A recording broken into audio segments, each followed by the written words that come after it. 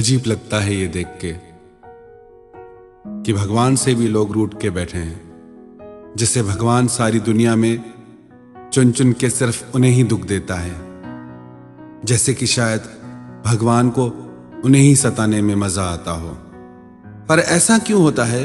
जब भी कुछ अच्छा होता है तो हम कहते हैं कि ये सब मैंने अपनी मेहनत से किया है, मैंने अपने हुनर और अपनी समझदारी से किया है। मनुष्य का स्वभाव है कि वो किसी भी अच्छे काम का क्रेडिट वो किसी और को नहीं दे पाता, पर हर गलत काम का जिम्मेदार वो दूसरों को ठहराता है। और जब कोई और नहीं मिलता तो फिर भगवान के ऊपर ही डाल देता है। परमात्मा को, उनकी कृपा को हम समझे ही नहीं। परमात्मा तो स्वयं अस्तित्व का रूप है। हमारा होना ही परमात्मा की शक्ति से है।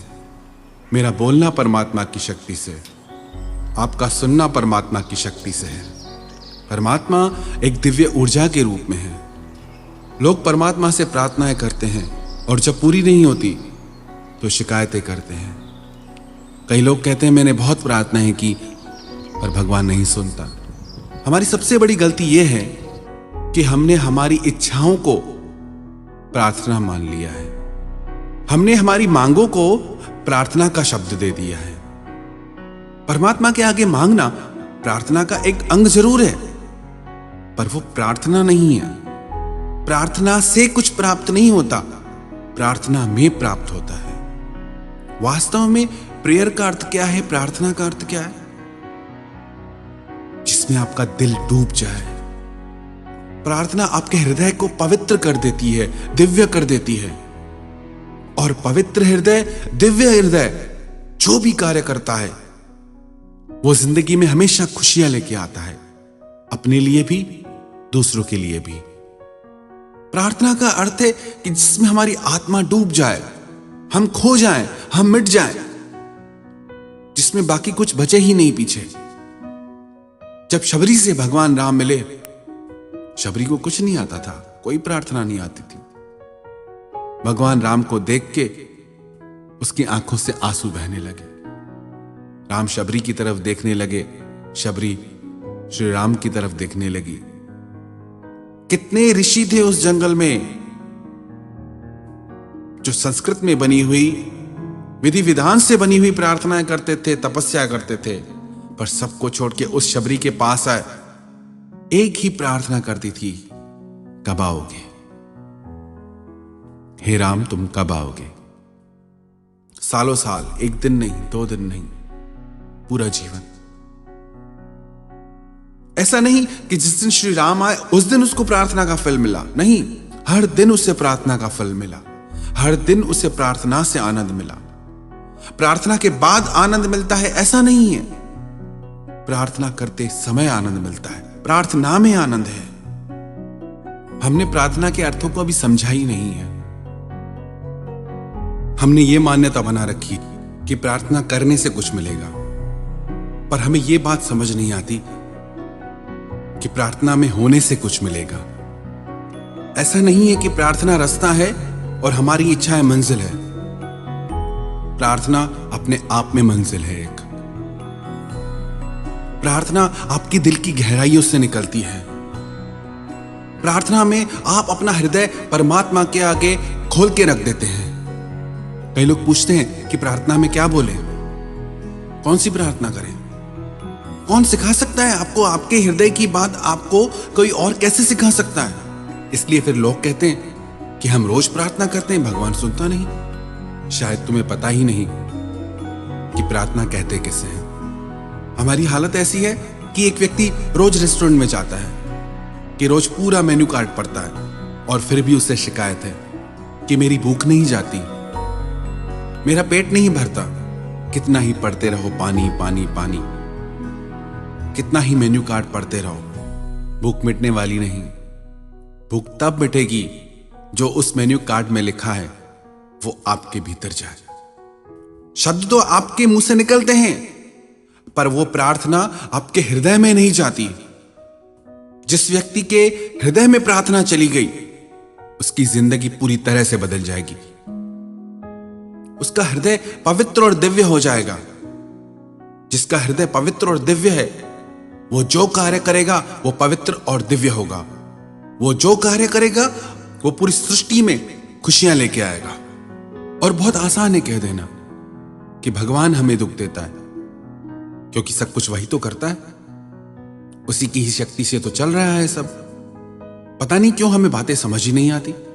परमात्मा एक दिव्य ऊर्जा के रूप में है, पर हर कार्य के पीछे परमात्मा जिम्मेदार नहीं।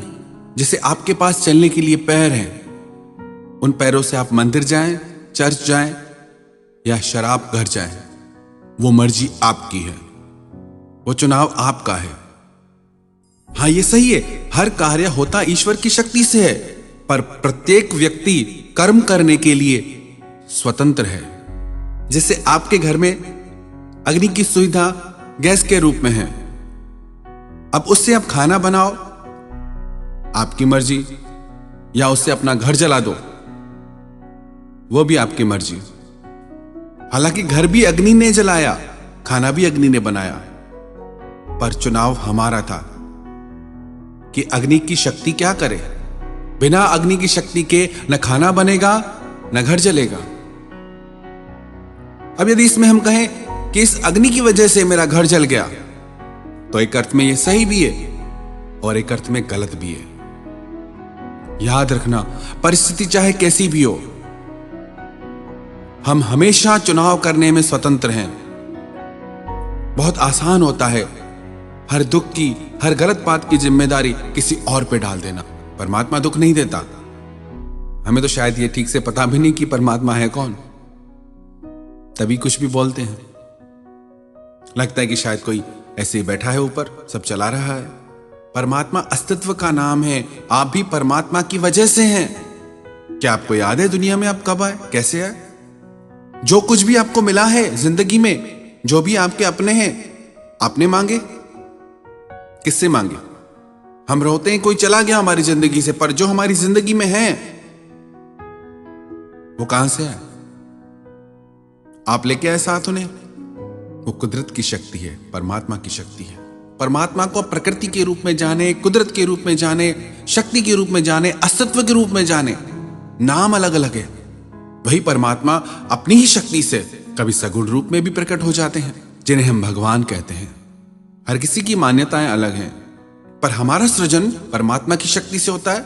हमारे प्राण परमात्मा की शक्ति से टिके हैं, तो हम परमात्मा के ही अंश हैं। यदि हम परमात्मा को दोष देते हैं तो एक अर्थ में हम स्वयं को ही दोष देते हैं। भगवान हमारे माता पिता हैं। दुनिया का कोई भी माता पिता अपने बच्चे के भाग्य में कभी कोई दुख नहीं लिखेगा, कभी नहीं चाहेगा कि उसकी जिंदगी में जरा सी भी तकलीफ आए। अच्छे से अच्छा लिखेगा कि हमारी संतान हमेशा खुश रहे, हर सुख उसको मिले, हर खुशी उसको मिले। ये तो साधारण मनुष्य की बात हो गई। और जो परमात्मा करुणा का सागर है, दया का सागर है, प्रेम का सागर है, वो कैसे आपकी जिंदगी में दुख लिख सकता है? इतनी बड़ी सृष्टि में, इतने बड़े ब्रह्मांड में उसे सिर्फ आप दिखते हैं दुखी करने के लिए। कैसी कैसी हम धारणाएं बना के बैठे हैं। सच्चाई तो यह है कि हमने आज तक एक बार भी ठीक से प्रार्थना नहीं की। इच्छाओं को मांगना, चीजें मांगना प्रार्थना नहीं होती कि तुम भगवान मेरे लिए ये कर दो तो मैं तुम्हारे लिए ये कर दूंगा। आप प्रार्थना करने आए हैं या व्यापार करने? प्रार्थना तो एक भाव है जिसमें पुकारने वाला डूब जाता है। प्रार्थना तो एक भाव है धन्यवाद का कि हे परमात्मा, मैं तो डिजर्व ही नहीं करता, मैं तो इस लायक ही नहीं जितना तूने मुझे दिया है। कुछ भी तो नहीं है मेरे हाथ में, पर सब कुछ तूने दिया है। अगर प्रार्थना को हम सही मायने में समझ गए तो पूरी दुनिया में एक इंसान ऐसा नहीं बचेगा जो ये कह सके कि मेरी प्रार्थनाएं भगवान नहीं सुनता। पहले प्रार्थना को समझो तो सही, प्रार्थना करो तो सही। फिर कहता हूं, अपनी मांगों को, अपनी इच्छाओं को प्रार्थना मत समझिए। शब्दों में लिखी चीजों को प्रार्थना मत समझिए। जो भाव आपकी हृदय की गहराइयों से निकले, जो भाव आपको परमात्मा से जोड़ दे, जो भाव आपके हृदय के घाव को सिल दे, जिस भाव में आप अपनी हर तकलीफ भूल जाएं, डूब जाएं, वही असली प्रार्थना है।